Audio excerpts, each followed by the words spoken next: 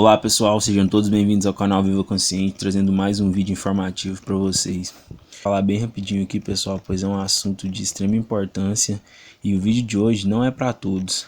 O assunto é para todos, mas o vídeo de hoje não é para todos, pois nem todos alcançaram ainda um estado de consciência elevado o suficiente para aceitar essa realidade e essa verdade. Bom pessoal, e agora dia 2 de fevereiro aí houve a conferência de nome O Universo e Possíveis Encontros com Outras Civilizações, ou seja, finalmente eles vão começar a revelar um pouco da verdade. E esse encontro, pessoal, foi realizado pelo Nationale Ufological Center, que é uma organização de pesquisas ufológicas italiana. Eu vou deixar um vídeo aí para vocês assistirem, altamente revelativo, de um relato de um ex-militar. E nesse vídeo, pessoal, várias coisas serão informadas e reveladas. Prestem bastante atenção. Então, dia 2 de março, pessoal, finalmente eles vão abrir as portas do Vaticano para pesquisadores de todo o mundo. Porém, eu não acredito que de cara eles vão fazer revelações ou os pesquisadores vão ter realmente acesso a tudo. Mas já é um grande passo para a humanidade, já que tudo relacionado a UFO, OVNI, raças extraterrestres é altamente criticado, desmentido e tudo é abafado e escondido da humanidade. E eu gostaria de reforçar que o Vaticano vem acumulando informações e documentos desde o ano de 1958, ou seja, o Vaticano é uma das organizações com a maior pilha de informações e documentos relacionados a UFO no planeta.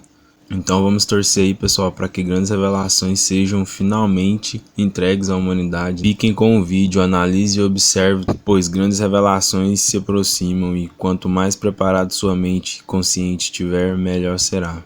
We went out, and as we approached the area, we were in blackout drive, which means we had no lights on or nothing, but then we saw this area all lit up with these big, powerful, I think they'd call them light-alls, shining down into this little area where the earth had been raised up a little, and there was like this hill-shaped craft embedded at about a 45 degree angle into the ground.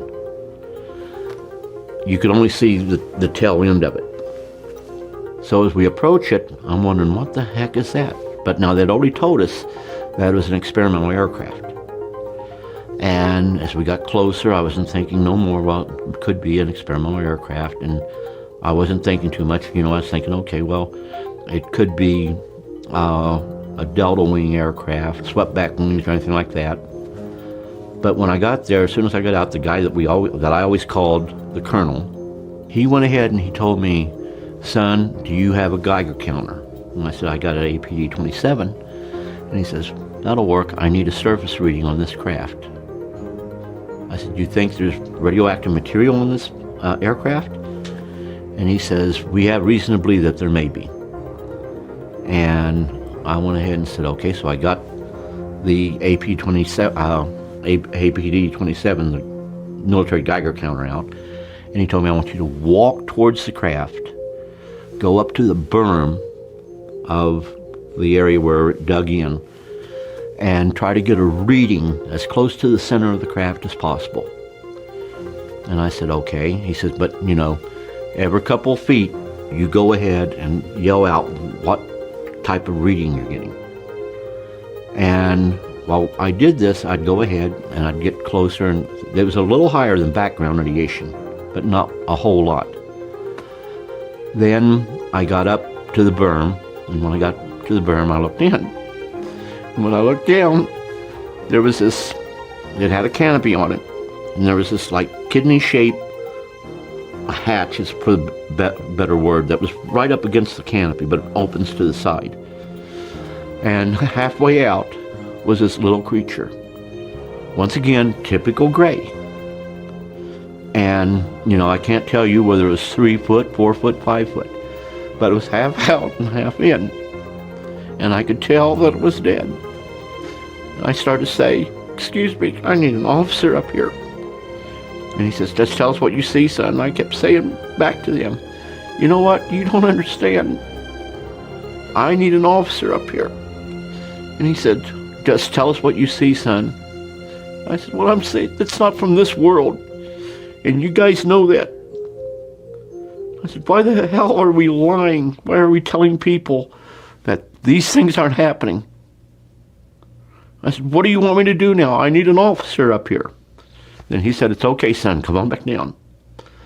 And I went ahead, I turned around, I walked back down, and when I walked on back down, I looked the guy that I called the colonel right in the face, and I said, what the hell are we doing here? I said, you know, there could be others on there hurt. And he says, we'll take care of it. You get back in the back of your deuce and a half. Next day, when it was daylight, I looked out. I saw them moving the craft, and it was a hill-shaped craft. They put it on back of we call it a lowboy, 18-wheeler. It's just a flatbed.